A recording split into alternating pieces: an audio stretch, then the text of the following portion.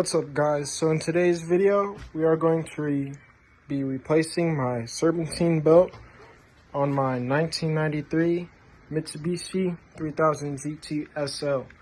Now the reason I'm replacing it is in the mornings there's a loud squeal until the engine warms up, and when I suddenly just rev the car or start driving it and giving gas, it starts squealing and it's very loud and very annoying. So as you can see, this car has two Serpentine belts, the main one for the alternator and AC compressor, and the one in the back for the power steering pump. Now I've already replaced the one in the rear for the power steering pump, but I haven't replaced the one in the front. So that may be the original belt, who knows. So I got myself a Gates belt. They're a good brand, and the part number is K060425. And a fun little fact is that 6 right there talks about how many ribs the belt has, as it's a 6 rib. And the number after, the 1081, is how long this belt is. So, to get started, I have the wheels chalked off in the rear. And let me raise up the front, put it on jacks, and take off that wheel. And I'll show you what to do next. Okay, so as you can see now, the car is lifted up off the ground. I have the tire off. I always put the tire under the car, just in case the jack stands fail, the car doesn't fall straight to the ground, and I won't be crushed. I also leave the jack stand under with a little bit of pressure on the car, not it holding the car up, but as another fail-safe. So we're good to go under. The next thing we want to do is remove this wheel well cover. As you can see, it's been doing its job in keeping the dirt out. What we need to remove is 4 push clips. All you want to do is take a screwdriver and just pop these out. Then underneath we have 1 and then 2 12mm bolts that we'll need to take out. And then underneath we have 1 more push clip right here, and yours may have another one over there, but mine is missing. So let me take that out. All right, so now the cover is off. I also had to loosen this bottom one right here and pull it down. But as you can see, we have access now to the belt. It's also a great time to check for any leaks. Look around at your CV axle boots, your brake pads, your brake rotors. I just did these maybe 4 months ago, so they're all good to go. Now, this right here is the tensioner. What we need to do is loosen this bolt right here, which is a 14mm. But we don't want to fully take it out. We just loosen it until this pulley right here is loose and can wiggle around. Then we have a 12mm bolt on top. This goes all the way through here, and when you loosen it, it'll bring this pulley downwards, which will release all the tension on the belt, and you can take off the belt. What's nice is, since it's in a tight spot, I have a ratcheting wrench, which will make easy work of that, but a regular wrench would do fine too. So the pulley is loose, it can move around. So now it's time to take our ratcheting wrench, put it on top of the nut over here, and then start loosening it. Alright, so now it's all the way loose and fully down. As you can see, the pulley move downwards, and you can see the bolt and then the threads that go down.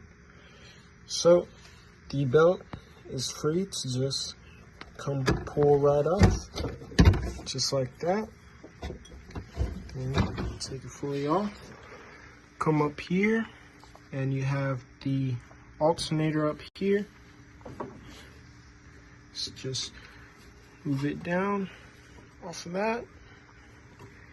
It's a little cramped, but it's all right. There we go. Now it goes through the bottom, not the top. So here is our old belt. So this is what is causing our squeaking. And as you can see, it doesn't show up well on camera, but there's a ton of little cracks in this. So it was definitely time to replace it. So let me get out the old one, the new one. Okay, so you can see I was on the wrong spot, but there's a literal chunk right there. And then all around, there's just pieces like that that are missing. So I had taken out the new belt, and what I do before I install is I lay it on the ground and grab each end and pull out to make sure they're the same length. Well, I'm lucky I did that because the new one was shorter. So here is the new belt. This is longer. As you see, 455 instead of 425. And right here, the length, this is about 80 longer. The old one was 1081, I believe, and this is 1156. So same ribs, same everything, just a little bit longer. Route this one on the car. So it goes over the alternator, under the idler, then over the crank pulley. So over, around, then on top of the tensioner pulley, and then under the AC compressor, which will lead right back up to the alternator. Usually I start at the alternator and work my way around clockwise. So let me get it on. Alright, so now that I have it routed up everywhere, before you tighten anything down, you want to make sure, go around, that it's sitting properly on all the pulleys. As you can see, sitting in the spot right there is perfectly lined up on top of the crankshaft pulley, perfectly aligned, and the AC compressor. So I'm all good to go. Now you don't tighten up this bolt yet. What you do is you have to, instead of loosening, you tighten the top bolt. So there you go. You start tightening it, and this will raise back up. Now, to make sure the belt is under proper tension, I don't know the professional way, but what I do is just start tightening it so it has a good grip and you can barely pull it out. So like right now, see how this is a lot? Once I'm done, I will barely be able to push it down. So let me get in it. Let me get it tightened up. Okay, so this is where my pulley sits for reference. This is where I'm going to keep it. And it is pretty tight.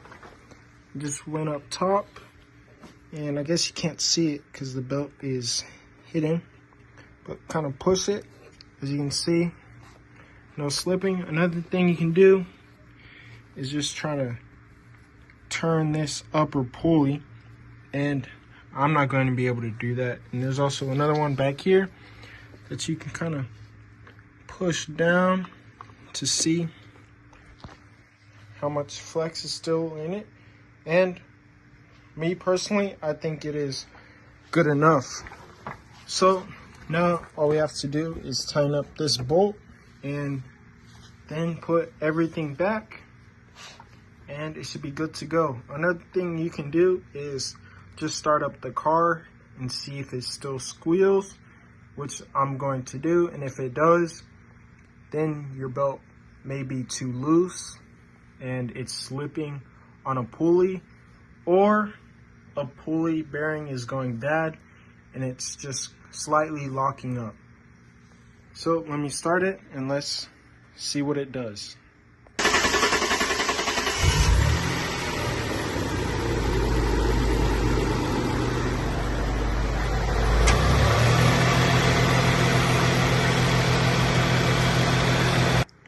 Alright, as you saw and heard, the pulley is no longer squeaking, which is excellent. And I gave it a little rev after the video ended and no squeaking there. So our problem was just an old belt that probably got hardened over time with the heat, as it's right next to the engine, lost its ability to grip the pulleys as well, and just started slipping in some scenarios.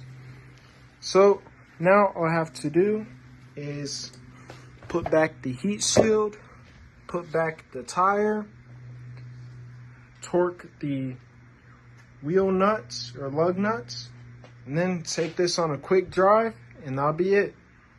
Now it's time to take it on a test drive.